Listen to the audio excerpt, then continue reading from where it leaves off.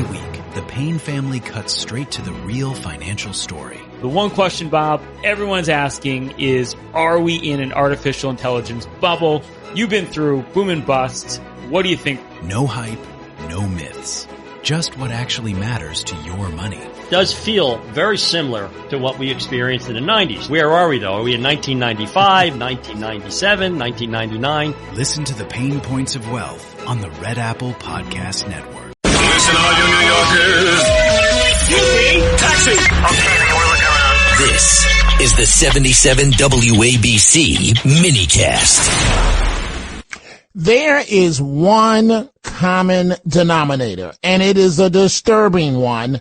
Why is it so many of Mamdani's appointees have a connection somehow, some way to anti-Semitism? Dominic Carter here with you. The number to reach us on this Thursday, 800-848-9222. Your live calls momentarily. I'm looking at some of my tweets coming in. The lovely Donna Marie in Philly. Donna Marie says, at Dominic TV, sorry to say, but between the Keystone Cops of Providence and Brown University's administration cover-up, we may never know who killed folks on its campus. Donna Marie in Philly goes on to say, it is sad that the narrative needs to be protected, not the innocent. And let the church say amen. Donna Marie, you are so correct. So I watched yesterday online as Mamdani, New York's incoming socialist mayor, made two high-profile appointments.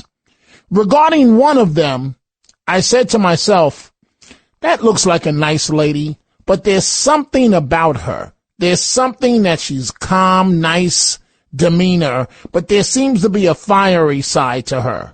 I thought nothing else of it, and that was that. Now, we're finding out that the same woman that I thought had this nice demeanor, watching her yesterday online as Mamdani appointed her, according to the New York Post, has made vile anti-Semitic comments that have been found. High-profile appointee just 24 hours ago by Mamdani made a series of anti-Semitic comments online, once complaining, I'm quoting here because this is disgusting, about money-hungry Jews. That's a direct quote. And called for defunding NYPD, quote, piggies. These are her posts.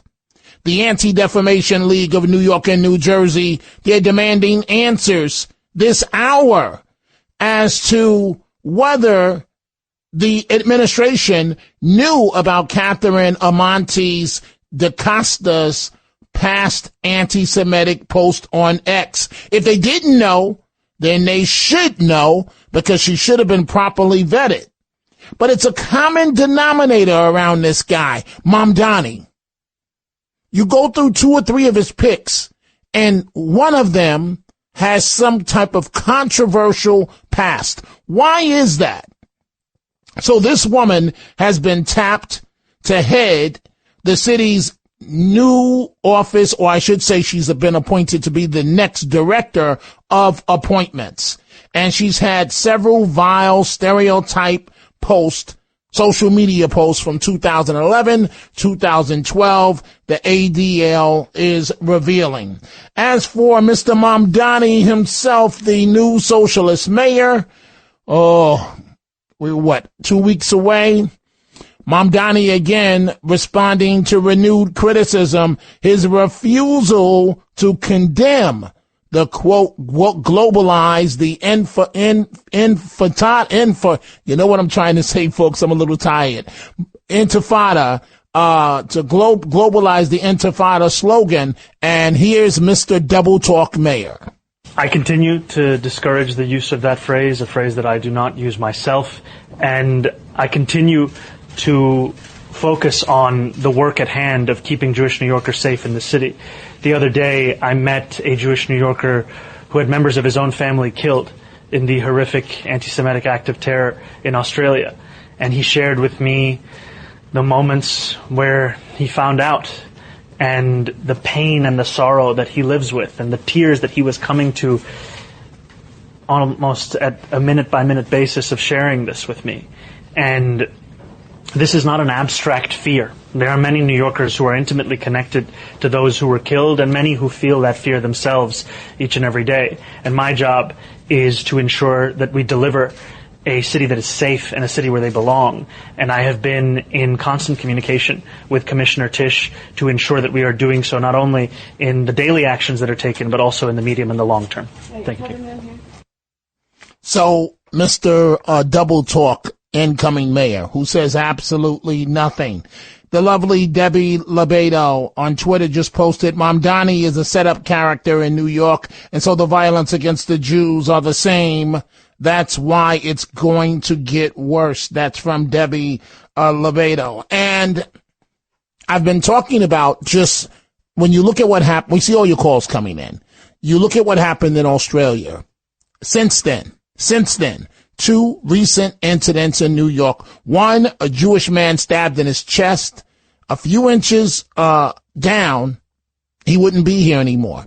And the other one, 2 Jewish men minding their business. We talked about this yesterday, attacked on the subway. Listen to this account here, starting with the actual sound of what happened from the New York Post. This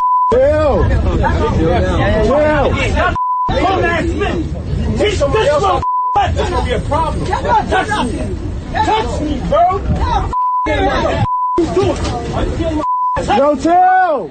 This disturbing video, filmed on December 15th on a crowded 3 train in New York City, shows a Jewish man being choked and threatened. NYPD is investigating it as a hate crime. In the viral clip posted to Instagram by journalist Travis Hawley, 2 black men are yelling in the face of a Jewish man before one grabs his throat, as the subway rider is heard shouting, "Chill." Social media users were quick to point out the lack of response from other strap hangers. No one helps? Everyone standing there. Time to react. Learn Krav Maga. Don't let anyone intimidate you. The Post has since learned exclusive details leading up to the incident. A group of 8 boys and young men were returning from a Hanukkah celebration in Union Square when 2 black men allegedly began hurling anti-Semitic slurs at them. Transferring at the Brooklyn Avenue stop in Brooklyn, the duo allegedly yelled, "F*** the Jews," then targeted a 13-year-old with them. Telling the boy, "Quiet," didn't say a word before things escalated from there. Mendy Asraf, a 20-year-old yeshiva student visiting from Israel, told the Post, "I was really afraid when he made fingers the sign of a gun towards me. I was really afraid. I didn't know what he had in his pockets. I thought it could be a very dangerous situation. We got out at the next stop to escape for our lives." That from the New York Post. We see all of your calls, 800-848-9222. Let's begin with Paul, line 4, England. Paul, what's on your mind? Hi, Dominic. No, it's not today, whatever. Yeah. Regarding this anti-Semitic people who work for Mamdani, well, he must have known or not known that we're anti-Semitic, I'd say. Did he know? Did he know they were like that or not? Hey, Paul, let's put it this way. You're the mayor and I'm your chief of staff, right? My number one job is what? If I'm your chief of staff? Finding out the background of the... That's right. That's right. My number one job is to watch your back at all times. And you, as the mayor, are you going to appoint someone that you don't know every single thing about them to a high-profile post? Well, they've got to know everything about them, the inside out of these people. They should find out everything about them. So it just so happens that it's a common theme. He keeps, that is, he being Mamdani, keeps appointing these people where there's a common denominator of they hate Jews or they hate Israel. So that goes back directly to the mayor-elect himself. Yeah, that's right. Yeah, the mayor himself. Yeah. And so, I just think it's utterly disgusting, and how this all is going to play out over the. So, hey, Paul, in England, what do you guys know about Mamdani? Well, all they know is the New York mayor, and they aren't talking about it here at all in England. So I don't know. So whether I'm missing anything, I'm not too sure. But that's my view. There we are. Right. Well, thank you so much, Paul, for your telephone call, and happy holidays to you in England. You, mate. Yes. See you, mate, the next time. So I wish you could see I was just saluting you there. Jonas could see I was saluting the guys in the control room. Let's go to Wendy, line 5, Long Island. Wendy, what's on your mind? Yeah, hey there, Dominic. Like-minded people hire like-minded people. Absolutely. And that's why you have someone like that. Absolutely. Absolutely. I was listening to your show yesterday, and you were talking about anti-Semitism and why and how. So we kind of have a new anti-Semitism, so to speak. It's always been there, just like I think sometimes there's an undercurrent of racism, but it's always been kept a lid on top of it. And now it's okay to be anti-Semitism. Look, you could just say whatever you want, and you get hired for a job. Hey, Wendy, why is it okay? Why is it okay? Because people are making money off of it, combined with their hate. Like with Mamdani, he's got the ideology, okay? With someone like Tucker or Candace Owens, they want it for the money. So you have opportunists and you have ideology, and there you have a rise of anti-Semitism. That's what I think. I think you're onto something there, Wendy. And, you're right. You can say vile things, and hey, you can go apply for a top job in the Mamdani administration. That will separate you from the rest of the pack. It will guarantee that you'll get an interview and in all likelihood, get a job. And of course I'm being sarcastic, but I don't think I am, dealing with this new mayor. Folks, I'm not talking about the mayor's race anymore, but you really screwed up voting for this con man. And now we're stuck. This pretty boy con man that hates Jews, hates the police, and he's going to carry out to the best of his ability his agenda. Let's go to Nick, line 4 in New Jersey. Nick, what's on your mind? Yeah, you asked the question yesterday about why young black Americans are so angry and act that way. I didn't say black Americans. I said black males. Black males. You're correct. What it is from the moment they're born, the society tells them that this is not their fault. It's society's fault. Society doesn't let them to do the homework because it's made for a white guy. The society doesn't let them into college because it's made for a white guy. And they get this anger from that because all of our representatives, they well, not all, but most of them, they fall over themselves to tell any black male that, hey, it's not your problem, it's the society's problem. Barack Obama was elected to do that, to tell black Americans it's not the problem of the society, it's the problem of you. And he failed. He failed miserably. He became the president.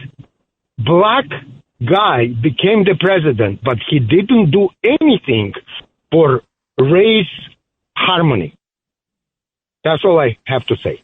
Well, Nick, you gave us a lot to chew on there, and you're right.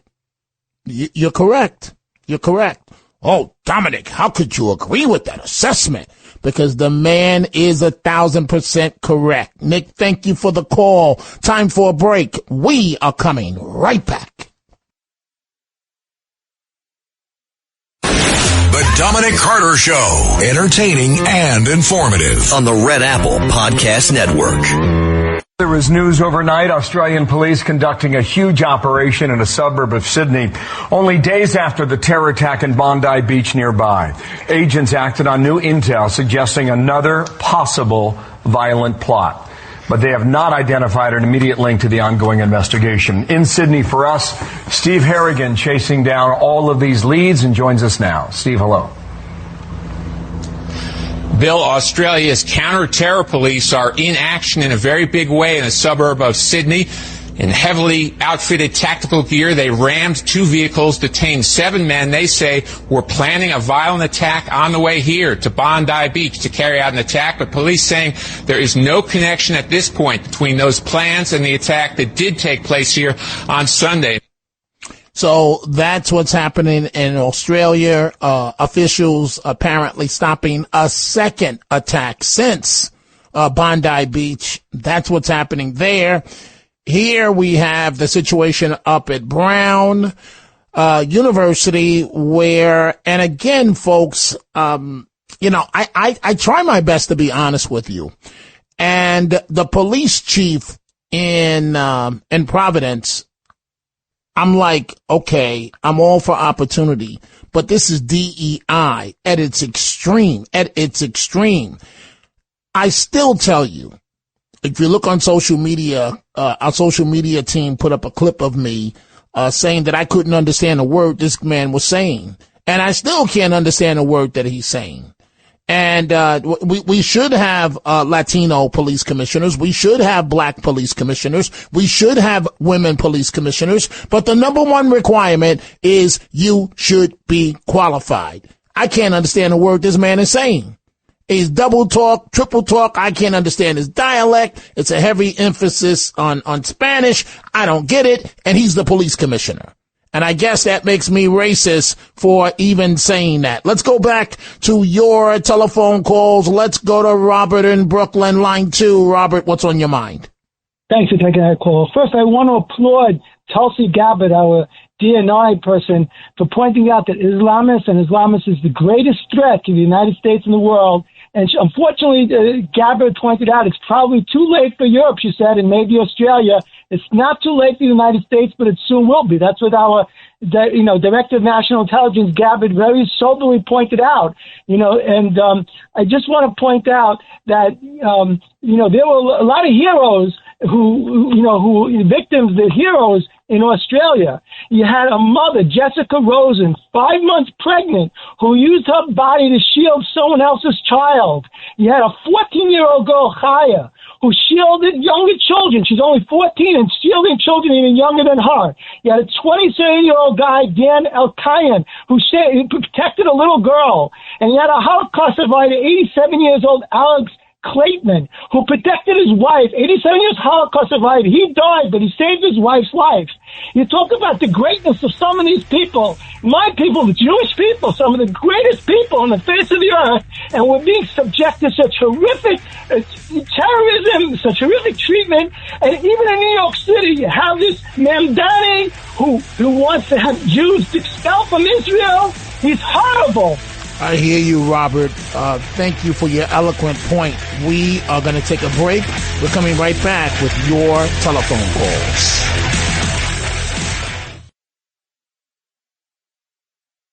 The Dominic Carter Show. Entertaining and informative. On the Red Apple Podcast Network.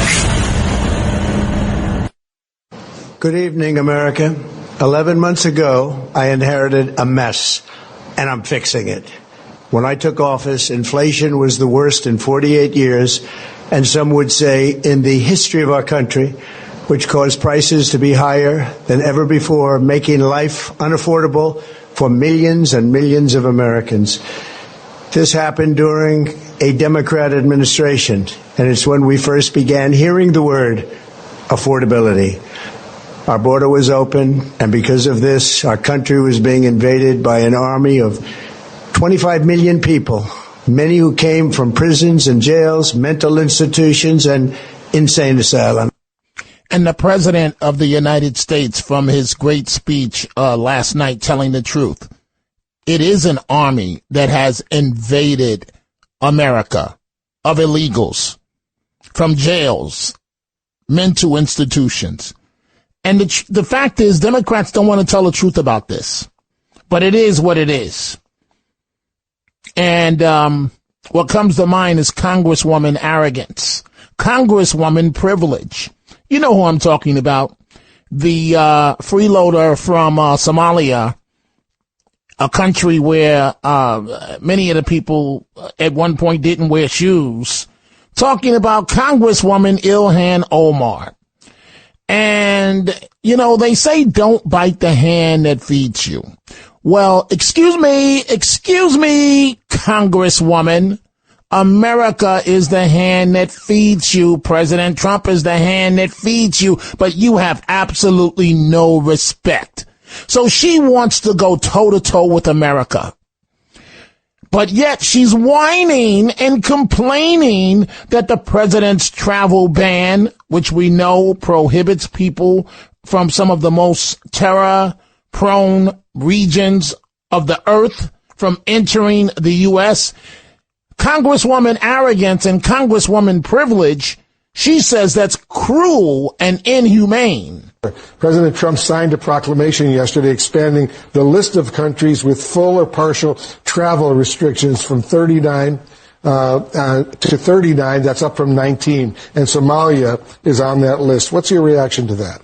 I mean, the biggest worry of the new executive order is that it does separate families. It doesn't create an exception for U.S. citizens to have their family members be able to come visit and celebrate milestones with them. And so this is a very cruel, inhumane immigration policy that he is putting in place. I can't wait until federal agents put her in handcuffs and tell her she's being escorted out the country. I just want to see the look on her face. Will that arrogance still be there? Don't bite the hand that's feeding you. You were a refugee a few years ago, and now you're worth $30 million. And you are as arrogant as can be. To come here, do you think she could challenge the president of Somalia? Do they even have a president? Of course they do. I'm being sarcastic. But they didn't wear shoes up until recently. And you think you're equal to the president of the United States? I don't think so, Congresswoman. Arrogance. Hey, folks, I say this respectfully, going back to your calls. What is AOC smoking? What is she smoking? AOC says calling cocaine a weapon is just conjecture. This is what she says, that it's conjecture at this point. If this administration wants to go to war, they need to go get it from Congress. And if Republicans want to defend this argument that cocaine is a weapon, they can go vote on that. But this is this is just conjecture at this point.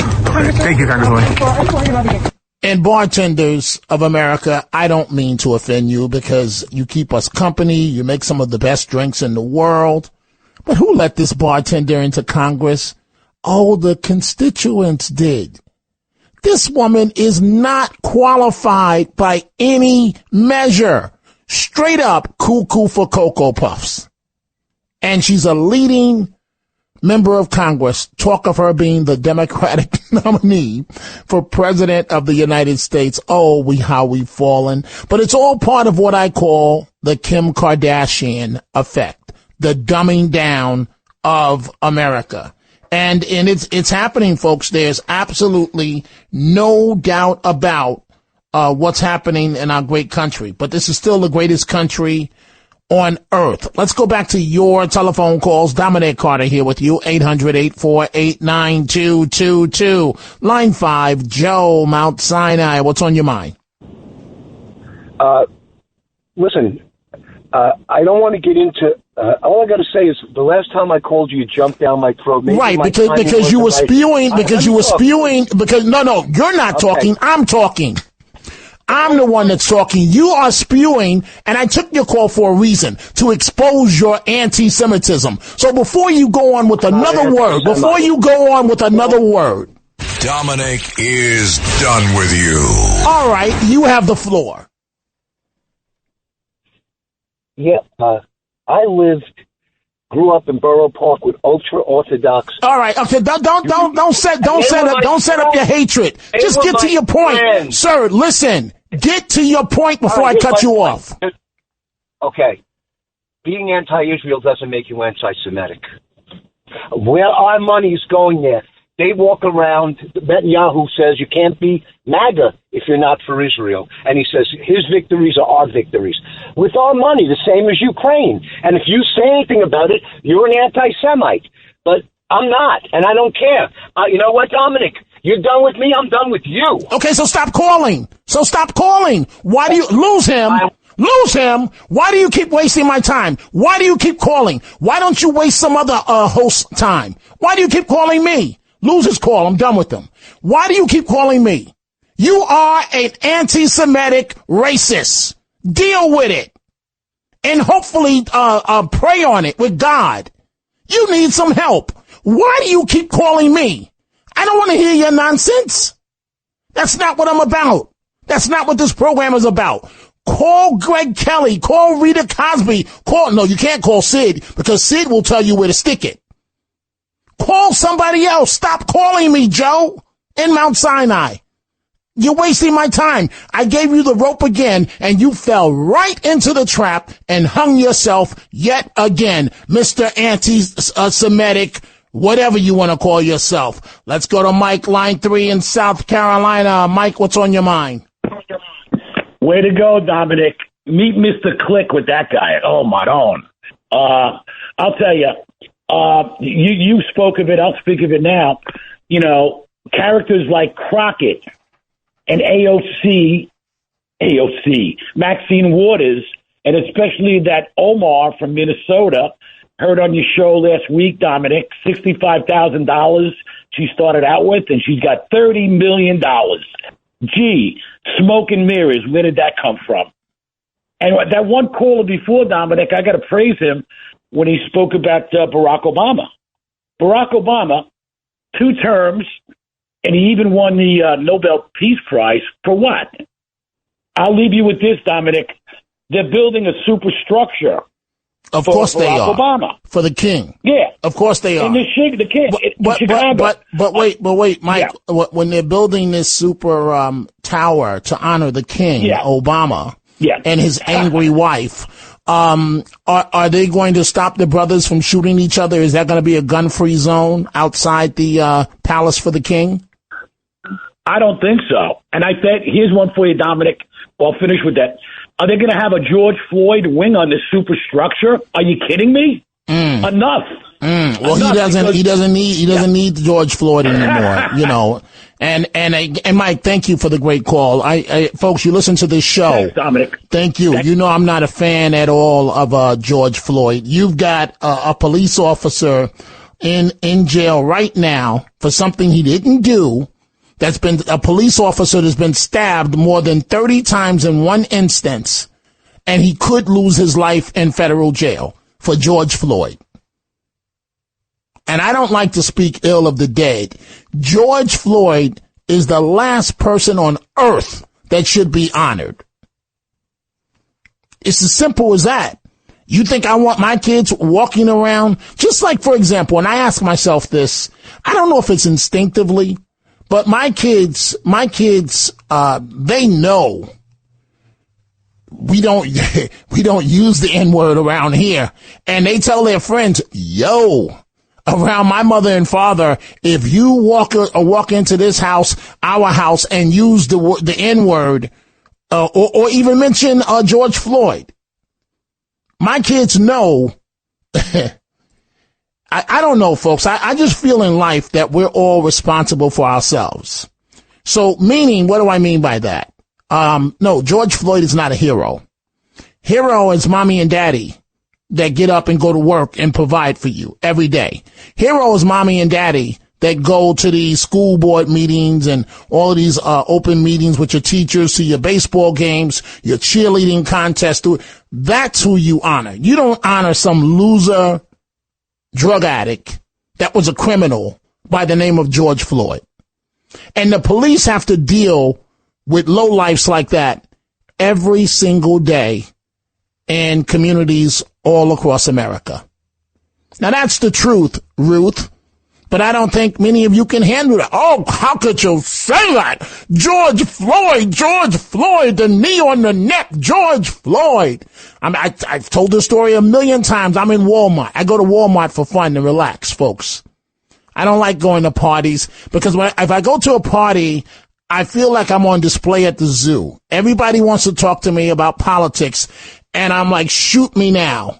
And I'm ready to go after the first 2 minutes. So I like to go to Walmart, relax. I'm in Walmart, and over the loudspeaker, I will never forget this. In fact, it's probably how I'm going to start my next book. And over the loudspeaker, Walmart cares. We honor George Floyd. I wanted to go, and pull out the little, you honor George Floyd for what? Anyway, let's get back. Oh, Fonny. We played Fonny yesterday. It's amazing how when you get in trouble, pull out that black card. You know how the NFL coaches, they have the red flag in their pocket to challenge a referee's call. I think they get one challenge a half or one challenge a game, whatever it is. And so I guess for some in society, you pull out that black card because folks, Fonny Willis, boy, the DA in Fulton County, Georgia. We played a clip of it yesterday, but I'm going to do it again. She's on the ropes. She thought she was going to get Trump. She went and updated her PR media shots. She did everything. But oops, you forgot that you shouldn't put your boyfriend, who was your quiet boo, who was still married, you shouldn't put him as the lead prosecutor. So she goes before a hearing in Georgia yesterday, and we got a little bit of the emotional Fonny Willis. I don't review those documents, so you're asking me to look at documents that I haven't for the first time. What I can tell you is that I allowed Mr. Wade to bill 160 hours a week, and then Mr. Wade would be the first one in the office making sure that my staff arrived. He corrected their behavior. They thought that 8:30 meant 8:30. He taught them that 8:30 means 7:45. He got there before them. He left after him. He taught them how to do this case, and he was a leader to that team and a public servant. And for that, him like me has been threatened thousands of times. You want something to investigate as a legislature? Investigate how many times they've called me the N-word. Why don't you investigate that? Why don't you investigate them writing on my house? Why don't you investigate the fact that my house has been swatted? If you want something to do with your time that makes sense, and you can use all this in your campaign ad, you attacked Fonny Willis. What have you done, sir? Nothing. So I'm going to refer you to the screen. I know you said you don't approve. I don't look at this. I've never. So I love the person asking the question. She's trying her best to bait him on the race card, and he's not playing the game. And it's amazing. When you thought you were going to take Trump down, we didn't hear about the complaints of the N-word posted on your house then.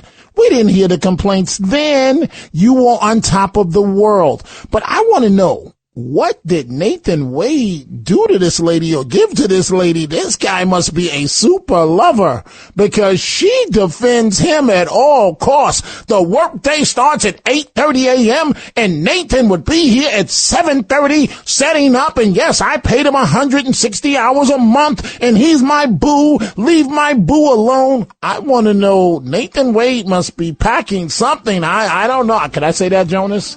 Can I say that? Oh, there we go. There we go. Secret lovers. Oh, no. Because we love each other so. Fonny and Nathan. Nathan and Fonny. Oh, there we go. There we go. So this is Fonny. But think about you, Nathan, and hope that you're okay. What? Can I say what is Nathan packing? Can I say that? Can I say that? Right, it's a trick comment because I already said it. What is Nathan Wade packing? Because Fonny Willis is in love. We are coming right back.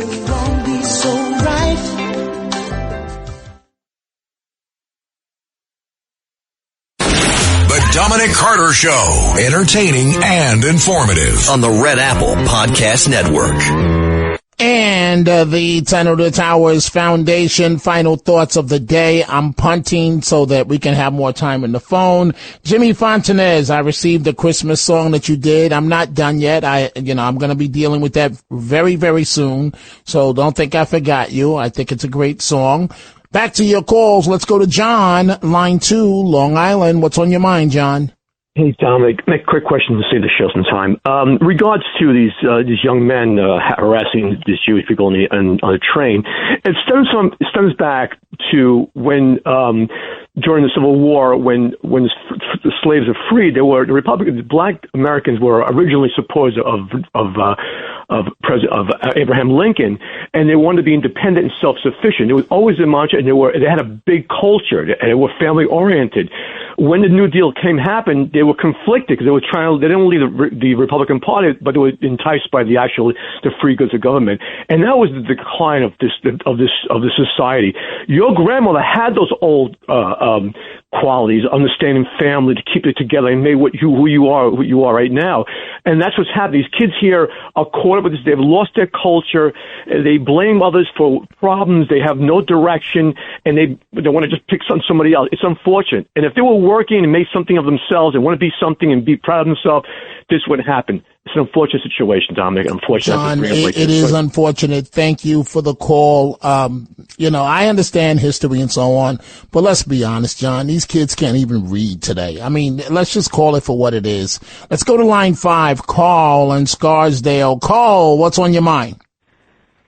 Hey, I am all for the reduction of prescription costs. I think any percent is good. It helps.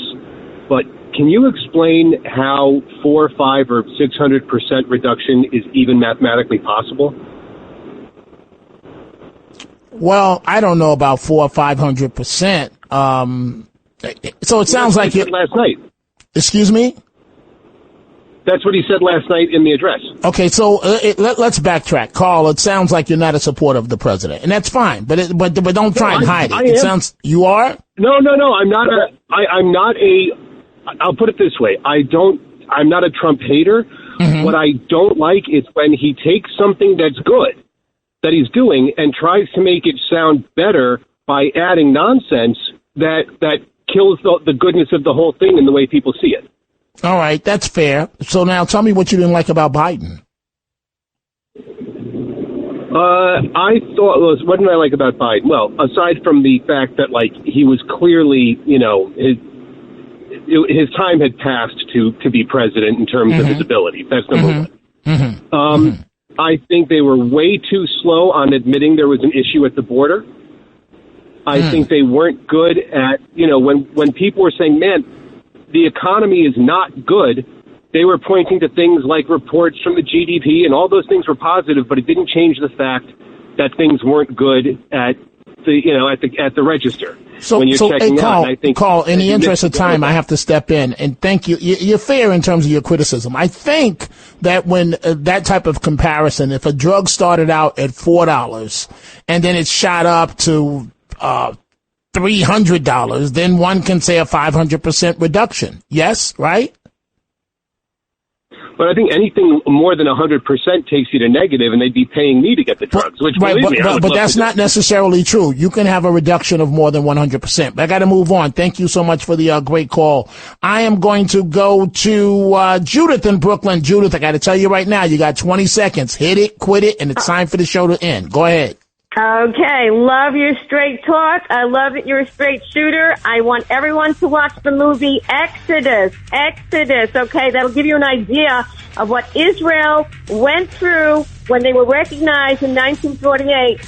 And to this day, they have enemies surrounding them. Okay, so Absolutely, Judith, thank you for the great call. America's heroes need your help. Donate $11 a month to the Tunnel to Towers Foundation at T2T.org. I'm back live at midnight. Thanks for listening to The Dominic Carter Show. You can hear The Dominic Carter Show weekdays at 3 p.m. and Monday through Thursday at midnight and Sunday starting at 11 p.m.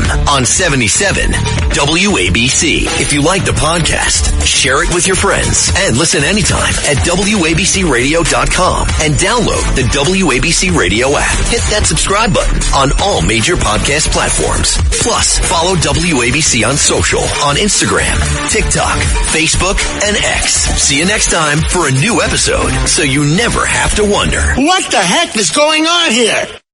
take my word for it. I live there. Come to Florida. Get pre-approved right now with my guy Michael Kotze. Call him at 561-441-2730. He's got Choice Mortgage and a great real estate team. Get pre-approved right now. Michael Kotze, 561-441-2730. Buy in Florida right now. Don't wait. Save money on state taxes. Make your move today with Choice Mortgage. Trust me, Florida is waiting. This guy's so good, he did my commercials in Florida too. Mike Kotze, 561-441-2730. A ride.